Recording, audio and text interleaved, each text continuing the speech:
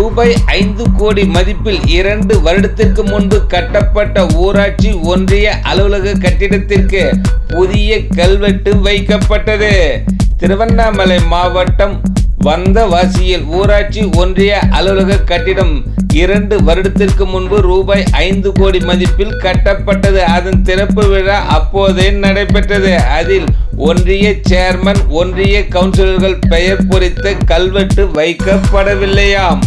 உள்ளாட்சி பிரதிநிதிகள் பதவிக்காலம் முடிவடையும் தருவாயில் உள்ளது. இதனால் ஒன்றிய கவுன்சிலர்கள் தங்கள் பெயர் பொறித்த கல்வெட்டை வைக்க வேண்டும் என கோரிக்கை வைத்திருந்தனர். இதனைத் தொடர்ந்து அதற்கான கல்வெட்டு அலுவலக வளாகத்தில் வைக்கப்பட்டது. இதனைத் தொடர்ந்து ஒன்றிய கவுன்சிலர்கள் குழு கூட்டம் நடைபெற்றது.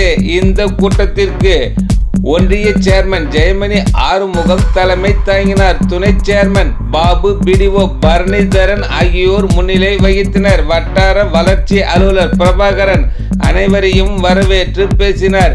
இந்த கூட்டத்தில் பழுதடைந்த கட்டிடங்களை இடித்தல் உள்ளிட்ட பல்வேறு திட்டப்பணிகள் செய்ய தீர்மானம் நிறைவேற்றப்பட்டது. இந்த கூட்டத்தில் ஒன்றிய கவுன்சிலர்கள் மற்றும் அதிகாரிகள், அலுவலர்கள் உள்ளிட்டவர்கள் கலந்து கொண்டனர்.